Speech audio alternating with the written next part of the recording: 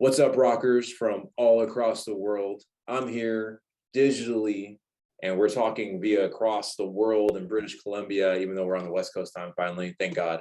Tired of time changes. Stands on Sapphire. How you doing, everybody? Great. How are you? Well, Yeah, Good. awesome. Got Bethany, Trevor, and Wade. Hello. Hello. And we were going to talking about a little bit who has the better hair right now. Nah. Wade. Yeah, Wade has the best hairstyle out of everyone. Yeah.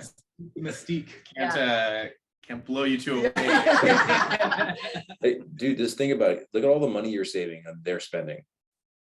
I know, it's absolutely, they could be pumping that into the band. It's like some people don't even care anymore. So I guess the better question is that when you guys are going to do a show, who's doing that? Who's taking longer to do the hair, Trevor or Bethany? Oh no. No, you are. No way. Yeah. I take like 10 minutes. You take You do not. quite a while. I won't back down. When our What? band eventually fractures from the inside out, Yeah. know that 'Cause this of will have this- been this the is the- thing that started. This is the question. This is the one that started. Well, it's awesome to meet you guys digitally, whatnot. Yes, man. How are things over in British Columbia right now for you guys? Cloudy. Yeah, pretty much Yeah. the same old, same. You know. It's a little bit muggy over here for us. We're kind of in California, we're getting our April showers, the April mugginess. Yeah.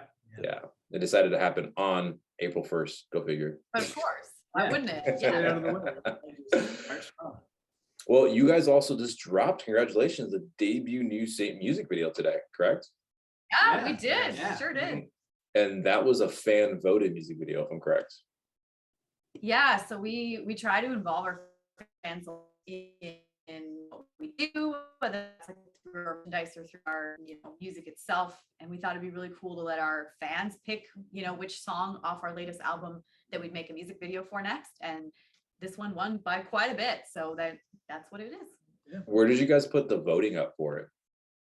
We did it through our email and our social medias, and it was just a one link to like a Google Doc to just vote on it. Yeah. That's interesting. A lot of bands that they give fans the input, like what songs do you want to see in the set list, never like vote for the music video that you want. So how did you guys personally feel when the fans voted for that one? I was excited. I was surprised. I didn't think that Yeah. would have been their first choice. Like, I was very happy to do it, but I would have been happy to have done like a lot of different Yeah, I think there's songs, like, which is like kind of why we put it up for the fan vote. Yeah, yeah. We're like, we don't know. We don't know. We'd be happy with any of them. I think it was like for us, it's between that one and there's one other song, not like before, that we really wanted to do as well. Yeah. Do you guys generally, is Storm Brewing like you guys generally love that song personally? I mean, you have a lot of songs on this debut album. Is that one of your favorite ones in general? I think it's one of my favorite ones for sure. Yeah, Yeah, it's up there. definitely. Yeah. Well, I'm gonna bring it up real quick and we can talk about it and like recording and making the music video and how if you guys directed it or somebody else, so everyone else can see. It was popped up 1 hour ago. Oh shit biscuits. This is fresh. Yeah. It's fresh. Let's see it. There we go.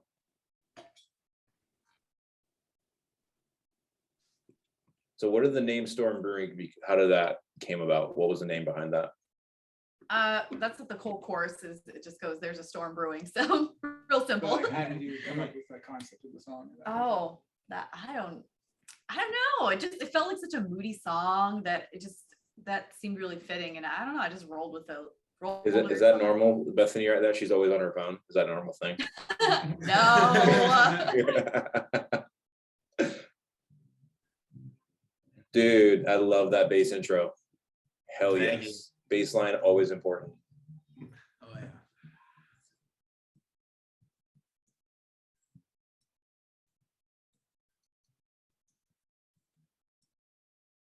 What's the guitar you're walking, Trevor? It's an Aristides. Oh heck yeah, dude! They've been Right. popping up, especially with what's his name from Spirit Box. Yeah, I know he's pretty popular right now with them. I just got it like a few months ago in January, so it's still kind of like the new toy right now. So is it considered? I think it looks kind of pink to me, or is it more purple? It's like they call it lilac. It's kind of like a white purplish. Okay. Very Almost bright. like a lavender, right? Yeah. Yeah. There we go. So who directed the music video for you guys? We did it all ourselves, like Yeah. us, and then we have another friend who joins us. His name's Matt. We call him Hugs, and he films. He does all the filming for us. So we just kind of brainstormed the concept all of ourselves, and then just made the shot list. And then once we finished filming it, I do all the editing and put the final thing together, kind of thing. Nothing Was it really. through Final Cut Pro? Yeah. Yeah, Final Cut. Dude, like a boss. Because Final Cut Pro can be kind of be some like intimidating for people to know what they're doing, but like heck yeah, nailed it. Nah, everything we do, like it's between the four of us. That's pretty much it. Yeah.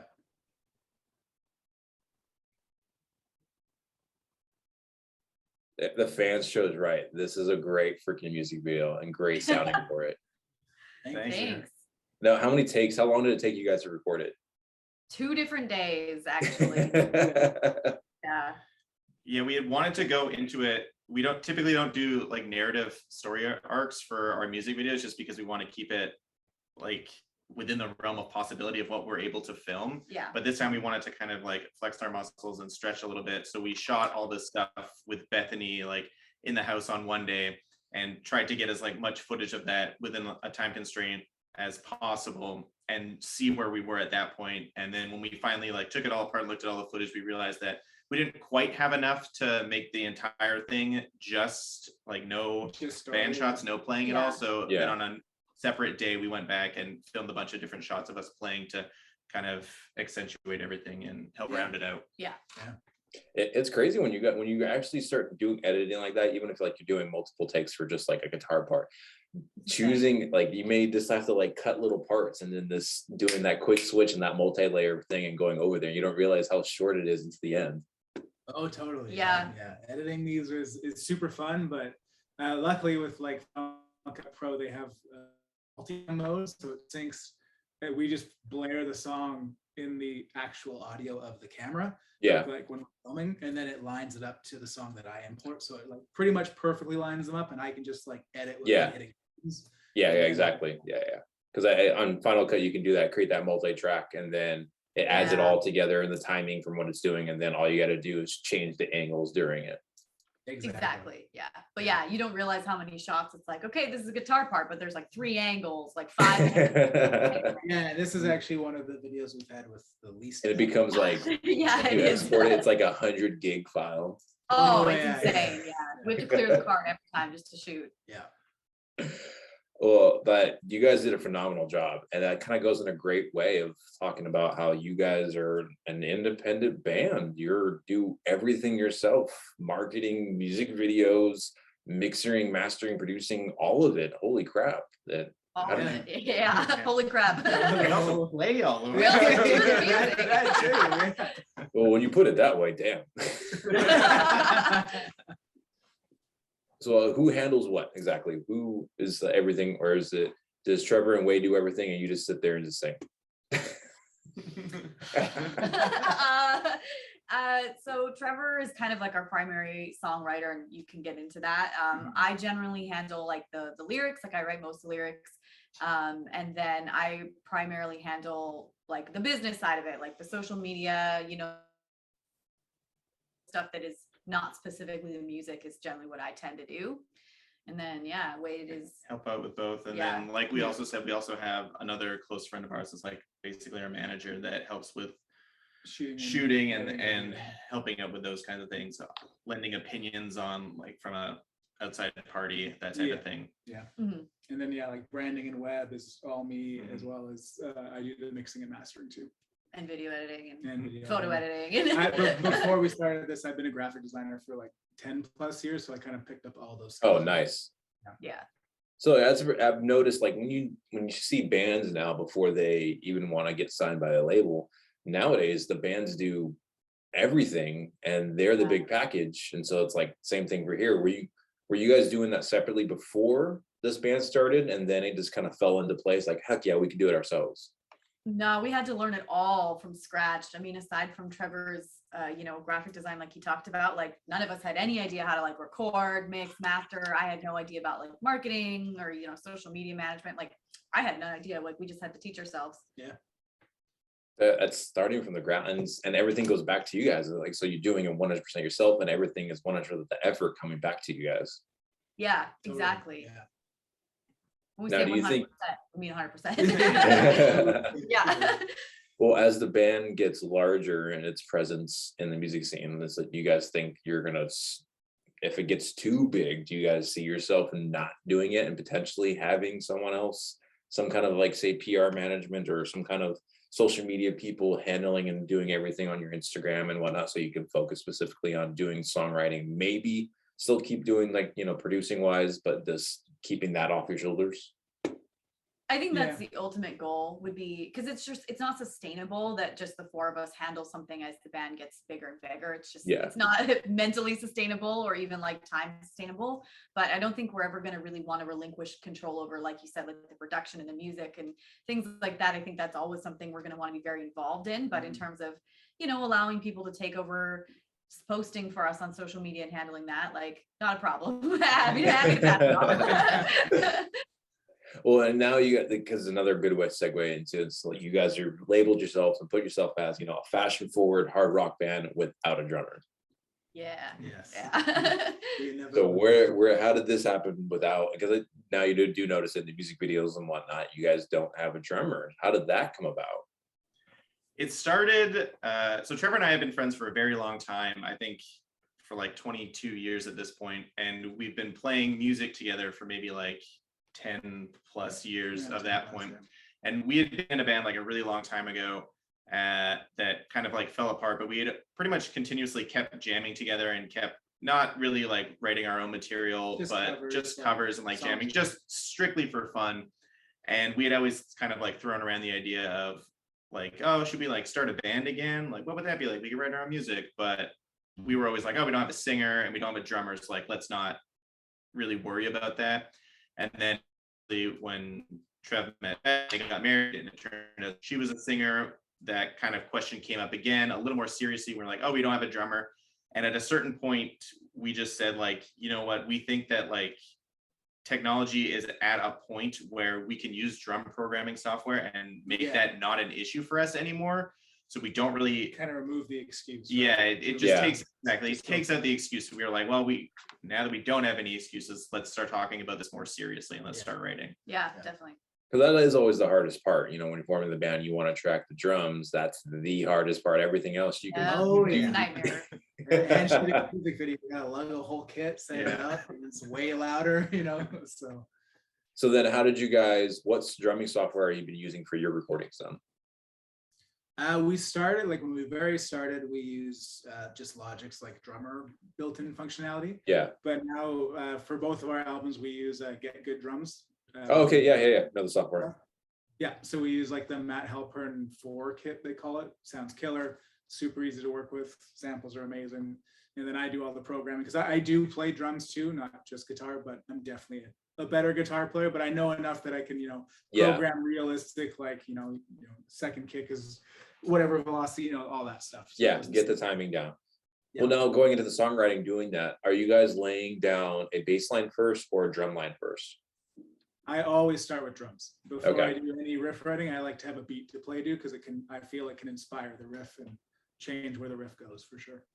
And now when you're thinking like this generally in songwriting, because people don't talk about it enough, I think it's a good aspect that, especially for an independent band and how creative minds are thinking. Is it something that's like stuck in your head all day? Or is it just like, oh, hey, wait a minute, hold on, go back to that again. I want to try this again. It kind of goes both for me, like I'll kind of just be playing sometimes and just be like, oh, that's a cool riff. And then I just record it on my phone a lot. And then whenever I'm like, okay, let's sit down and write a song, I'll just listen to my recordings and be like, that it feels like time for this one kind of thing. And I'll kind of watch that out a bit more. Mm. Now, has technology helped modern bands like you guys now in being able to do everything in house and made you guys, essentially being a modern band kind of made you guys doing all this stuff, recording DIY and everything like that? Yeah, absolutely. I mean, it's kind of like a blessing and also maybe like a curse, not so much, but it's cool because the bar to entry is so low that now like anybody can make music, which is amazing. But the flip side of that is that everybody can make music, which is not amazing. So, so like it's harder to stand out. It's hard to stand out from the noise, but it's amazing that we live in a time where like if you just feel like you want to be creative and put out art out there, there's so little barrier to get into that, which is awesome. Don't have to buy like a $50,000 like mixing board. No. Right. Or go to the studio, like, Yeah. you can just do it on a laptop, right? Yeah. Well, it's like even you guys said, I think you guys have started finding out a good happy medium of doing the social media and balancing everything digitally. You guys took a break to go focus on everything, having that good balance. Otherwise, you can fall into that black hole. Absolutely. Yeah, I'm sure you know how it goes. Yeah. Well, that's still a huge feat, and it's like I know some bands are a bitter about when they're you're just doing all home recordings, but like you're making music, and that's what people care about, because no matter what, you're making music, and someone out there likes it and loves it. Exactly. And that's like, what else can you ask for? It's so fulfilling. But now going into the future, like when you guys are going to do shows, do you think you'll have a drummer, like a touring drummer or something like that? Or are you going to keep it like a 3-piece ensemble? For shows, we've definitely talked about it. We want, I don't know that we'd find like an official member, but we definitely want like a studio musician with us, because the live shows, it's not the same energy without someone behind a kit rocking out, right? Like, Yeah. Yeah.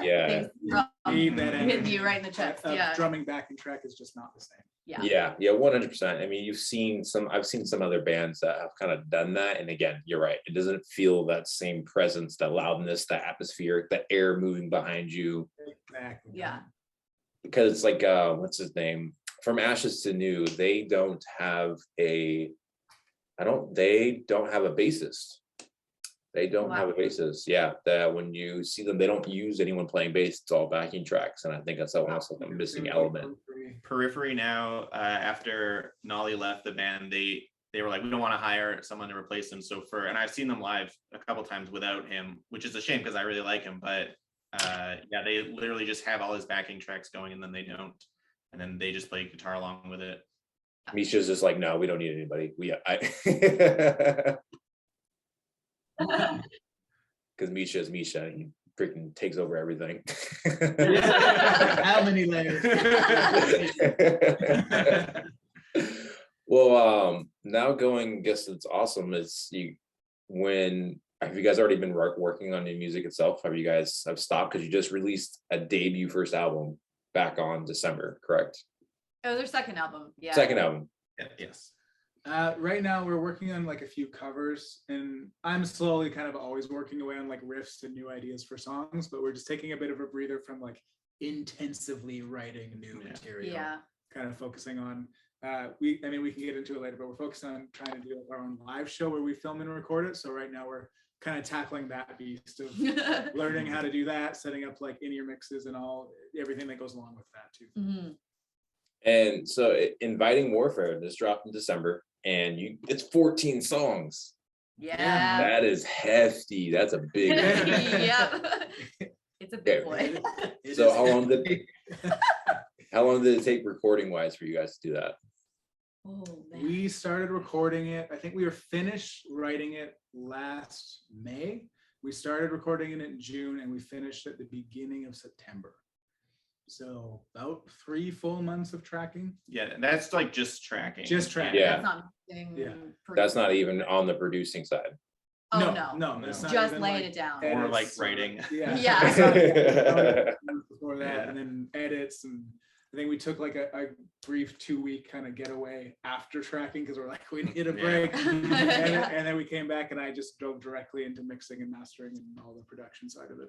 Yeah. How long did it take on recording, like on mixing and mastering side? How long did that take? I started like the last week of September and finished it the first week of November. So it took about a month. And was that like you were a troll cave to sit there locked away, lights down? Oh, yeah. I I couldn't even talk to him. I was just like, I'm gonna leave him in his little. I desk. think I took like 1 day off a week. So like, I just need some sanity. He steps out, his eyes are just like. Pretty much. That's I almost got an IV and just like whipped him up to food and keep going. yeah. I'm just picturing that South Park episode where they're all playing World of Warcraft and everyone's Exactly, right. That was basically it. Just this EQ, change this. Well, it's still huge congratulations. I'm looking at it again, and it's just like when I was listening to it, like Storm Brewing was one of my favorites, which was I did like that some of the fans chose that was going on there. I like the opening kind of, I guess I wouldn't say it's kind of the intro track, essentially. It's Yeah. just kind of like with an invitation. It's a great segue into the rest of the album. Yeah. Thank you. Yeah, we like to build like a good building opening track. Yeah, so like we do have 14 tracks on the album, but like a couple of them are sort of those like Kinda in like- between, like setting up another song or kind It's of like Yeah. it's 11 full songs Yeah, and yeah. then 3. Yeah, but even those in betweeners, because like some like it's still like a minute, 2 minutes, minute 50. Because sometimes bands will have like a 30-second like, oh yeah, transition piece, and they'll put it like, yeah, we're 15 tracks, but we have 3 30-second transitions. Like, no, you guys got a good like minute 50 kind of like instrumental transition into the next song, Yeah, Yeah, definitely. yeah. Yeah. which is nice because then it makes the whole album. You don't want to skip it. Then you don't want to put it on shuffle. You want to go from front to back. Yeah, Makes that's the it point, cohesive. right? Makes it cohesive. We're right? It's a very whole intentional piece, about right? how it flows and is laid out, right? Now, did you guys hear and watch the whole new I think it was Taylor Swift? Yeah, it was Taylor Swift with her removing the shuffle mode. No, Adele moving the shuffle mode on her music. No. No. Yeah, I think You I know about did this? hear about that. And if your follow-up question is like, what are your opinions on removing Or like the- what do you think of the traditional, like, because it's kind of like she brings up a good point, and it's like it took someone big on the pedestal to kind of say it, because people were always everyone is so short-minded attention span with singles and playlists and keeping things on shuffle. Do you think that could be just like a permanent thing that maybe they should offer that for albums? I think that's like a difficult thing to talk about. Speaking personally, like I almost exclusively only listen to like full albums. Like if I'm like, oh, I'm wanting to listen to like this thing, then I'll just listen to a full album of this. And that's how like my music library is organized. But I don't know if I could say that like I would want to impose that upon everybody, because different people like It depends on have the different. situation. I'm very similar to listen to music, but if I'm like working out or something, I have just like a workout list Yeah, of just yeah. like a bunch of songs. Yeah. And I'll listen. A full album, if it's got ballads, like that's not inspiring when you're Yeah. lifting weights or whatever. And I'm the So- complete opposite. Like I almost never listen to an album like, a whole album, ever, which I know is like sacrilege as an artist. Like I'm gonna get burned for that. But like I'm very much like I like this song, and I'm just gonna put those on my playlist and hit shuffle.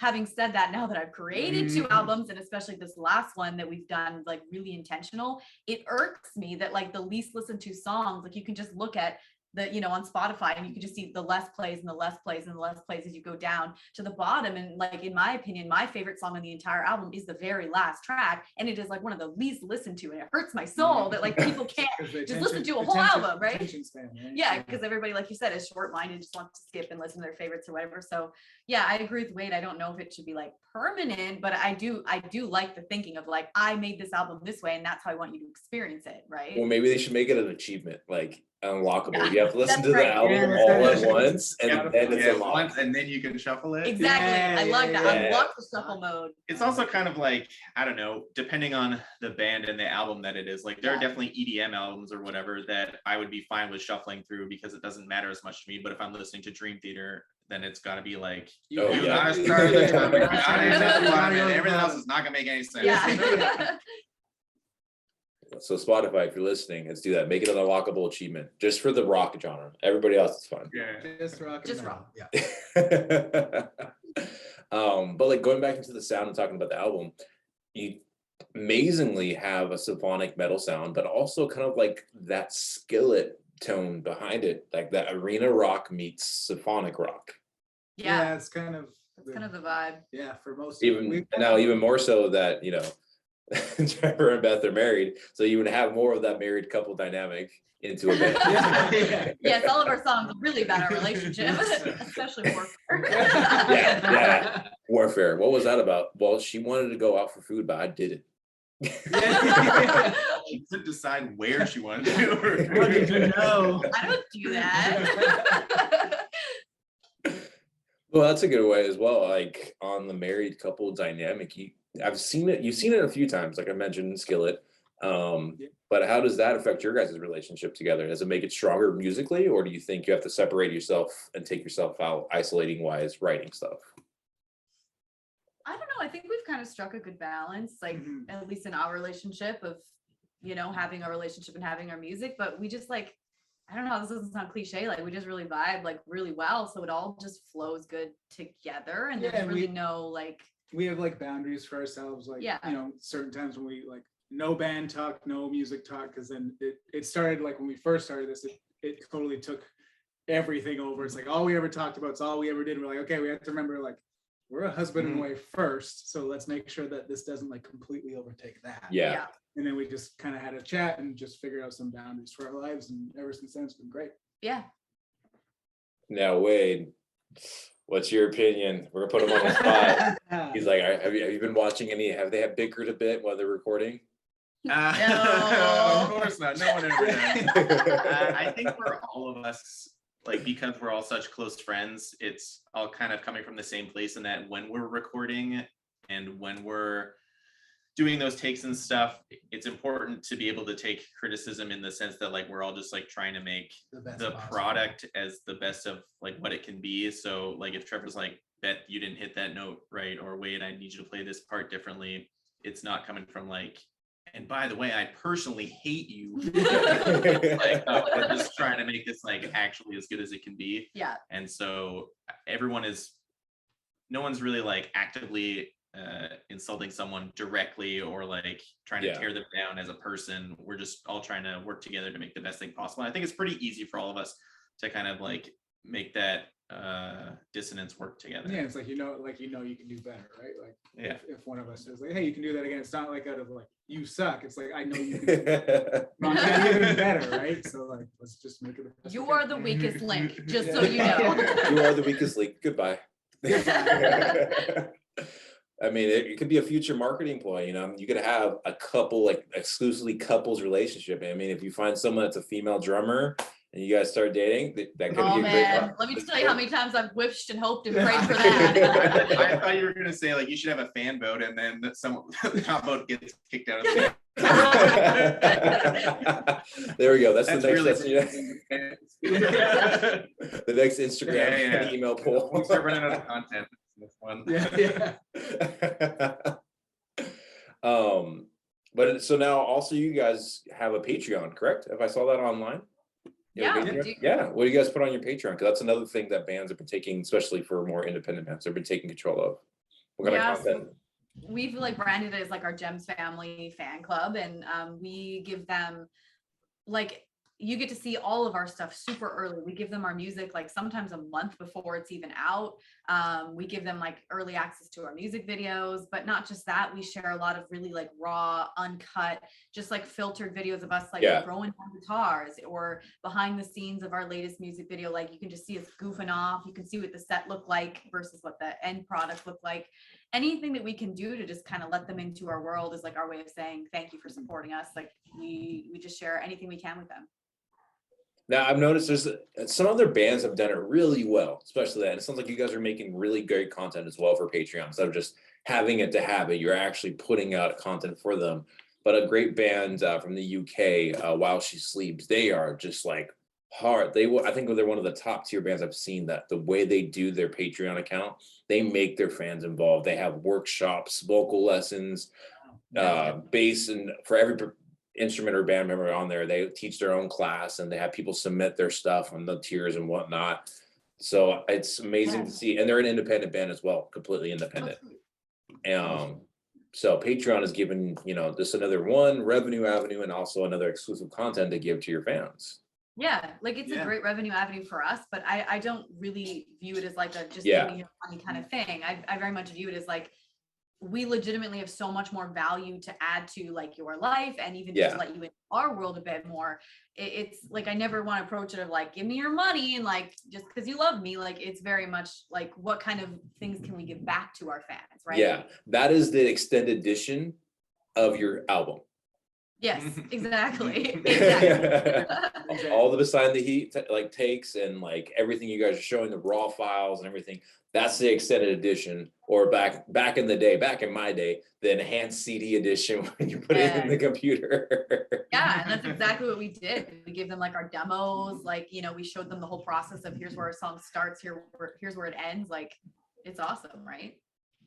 Yeah, how many do you guys see? A lot of fan interaction as well coming from there, like a lot of like positivity and like just huge fan growth and people appreciating that you guys are doing that extra effort.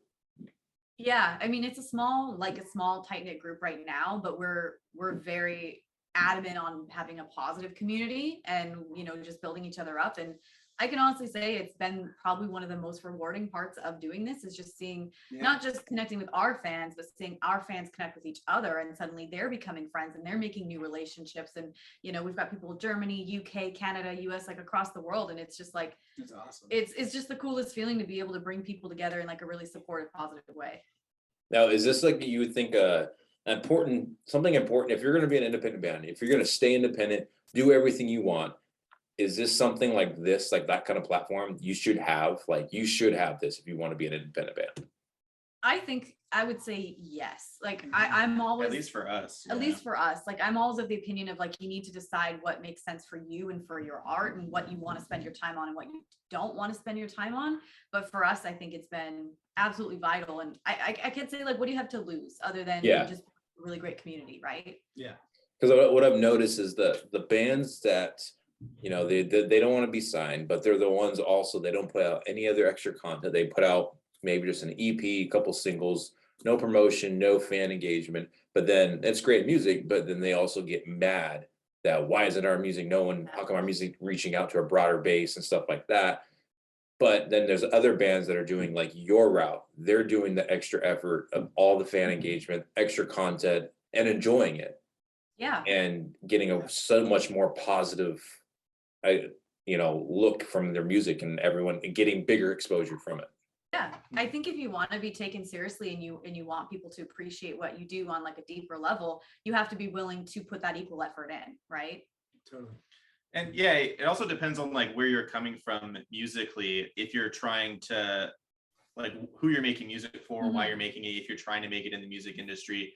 I know, and if those bands that are like putting out or doing not a lot of effort in social media, but putting their effort in music, if you're doing that because you want to do that and you just want to put music out there and you're not expecting anything back, that could be like really rewarding for them. Going back to like Misha, I remember an interview where he said like, if it was my dream to just make music on my computer and work at Radio Shack, and that was like I remember this interview too. Like, yeah, ended up going somewhere from it, but like he would have been fine with doing that. And if like that's the thing that you want to do, that's totally fine too, but just don't complain about it then. Exactly. That's actually a great interview. I don't know if this would be a great interview for Trevor and Wade. They did it with what's his name, Benito, forgot his last name. He's a big, huge music producer and great guitar player, but they did like a guitarist roundtable. It was Misha. Rick Piano? Yeah, Rick Piano. Yeah. They did a huge with him, Misha, Tobin Abasi, and got Tattooed Kid. Forgot his name. Yeah. That was a great interview when they're just talking about the modern musician and like the whole evolution, how things changed and all that good stuff. He's one of the few YouTube pages I follow because he puts out really cool, just great content from a music producer talking about the industry. Oh yeah, he's awesome. Yeah, I mean, I think there's a reason why he's like catapulted to success over just like doing what he does is because he's been doing it for like how long, he knows that much about it. Yeah. Apparently for Rick, he only started being like producing music in his 30s. Yeah. And he's all self-taught too. Yeah. Yeah. So it's like, it shows that, there's no age limit of where you want to go as long as you invest in it. Absolutely. It doesn't matter, right? Yeah. And now he's just, sometimes when he puts his like Instagram videos, like, quick tip, I'm going to show you this G sharp scale and this arpeggio, like just like, dude, that's not a quick tip. Right. Well, he's awesome. Just a quick backtrack then onto you guys. What is the band name from? Where did you guys come up with it? How did it start? Because I know Trevor and Wade were, I guess, working on a project together, and then you came into the picture, correct, Bethy? Yeah, you guys just kind of were jamming like for fun. We'd throw in like a few like riffs back and forth. Yeah. But nothing serious. And then I came in and we collectively just jammed together just for fun for maybe like a good 2-3-ish years before we started doing anything serious. So like the story behind the band name is actually like quite a long story, but we had like tried to think about like a name together for a long time and nothing really felt Stands like on Sapphire. that's the Yeah. one, right?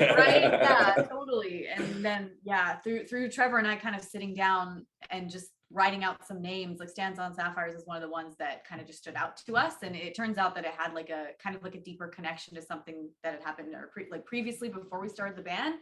And so we just kind of felt like we had to go with that one, and we ran it by Wade, and Wade was like, okay. So that's how Like, yeah, cool, I dig it. yeah. He comes back with a tattoo on his arm.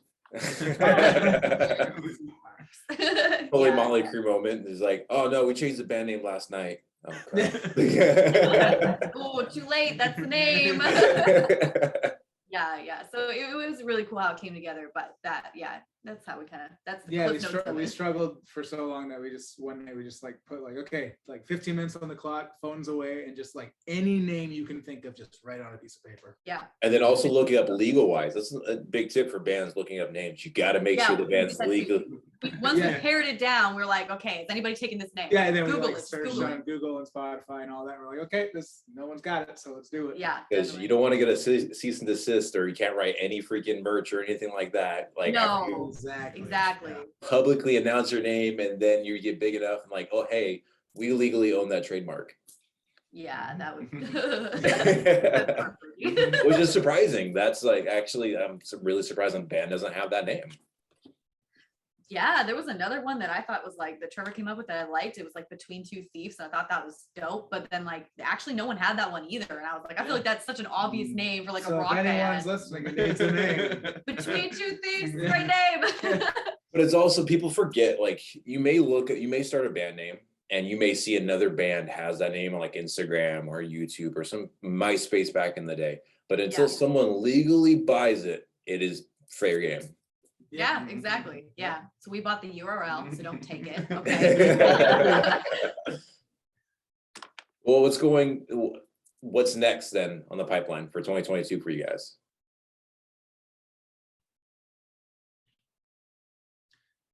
Right now we're working on a few covers. We're actually releasing an instrumental album of Inviting Warfare at the Oh, heck yeah. Yeah, a lot of people really wanted to just like dig, I too like to listen to instrumental music when I'm working, sometimes just gets you in the zone a bit more without the words kind of distracting you. So everybody's like, oh, do an instrumental album. So we're like, okay, let's do it.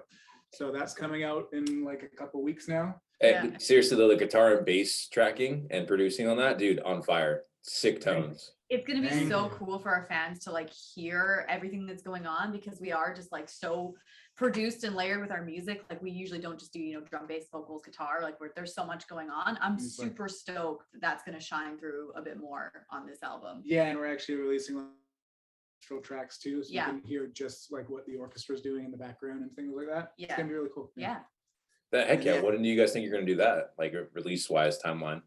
it's coming out April 29th. So a Oh month. crap, this month. Yeah, it's coming out real soon. Yeah. Yeah. By the way, it's actually this month. By the way, it's Yeah. in 4 weeks. So 4 weeks, and then we're doing some covers, and then we're actually working on Did you guys just talk about a Skillet cover? We did a Skillet cover. Yeah, the Switch was in the Dark. That's awesome. See, it makes sense that you guys should be on tour with Skillet. I know. So somebody called So Skillet. I've been Skillet's trying to call them. listening. Take We're us on open. tour. We're open, anytime. Just call. Is that a band that you guys generally just like in general too as well? Yeah, Yeah. they've kind of been like an inspiration and a band that we've all, vibed with on our own. We've seen them a few times together live, and Hmm I've been a big fan of them for a long time. They're great live. I've Oh, caught them yeah. twice, and even on the festival format, amazing sounding. Oh yeah, Yeah, they're an Yeah. awesome band. yeah. So, John Cooper's an awesome front man. He brings it. And he you brings know, the prior show. gunners help a lot, There's a lot of heavy lifting. Yeah. Just kidding, John. Just kidding. Don't. Yeah. Did you guys listen to his second band that he came out with like what 2 years ago? Fight That the that Fury, right? Yeah, Is it Fight the Fury. yeah, Like, yeah. a bit more proggy. That's cool. Yeah. Yeah. A little But bit I more feel like heavier. it was kind of just Skillet still. I don't know. Because of his voice. As far as like members, I think it was like mostly the same members, just like a different. I don't know, but it was. I did it. I thought it was really cool. Yeah, I thought it was heavier. Like it sounded, it still sounded like because of his voice. You know, it's like Yeah, it's iconic. When you Yeah, have a exactly. voice like that everybody knows, it's like, oh, that's John Cooper. Like it's so hard to make it sound like anything else but Skillet because everybody just knows that's the like voice. Axl Rose makes another band, but it still sounds like. Yeah, So exactly. It's such a unique voice. It has to be that band, right? Well, do you guys think you're going to release a new single this year? Going like for the rest of it, because the album kind of came out, December, and it's still fresh into these months of the early 2022. Do you think you're going to release a EP and a couple singles or whatnot? I know you have the instrumental coming out at the end of the month. Yeah, I think the plan is the instrumental. We're going to do a few covers, and then we're working on producing our own live show. Oh, filming and okay. editing it, and then releasing it as a live album as well. Heck yeah. So depending on how that goes, a single too. I know we're kind of starting. I'm starting to just throw some ideas around for like a new album, new songs and stuff, but it kind of just depends on how the live. Everybody wants to see like us play the stuff, so I think that's kind of what we want to do next. Yeah. To prove that we can not just be a studio band, that we can. Yeah. Trevor's like, fuck, I'm thinking about all the editing I have to do this year. So much editing.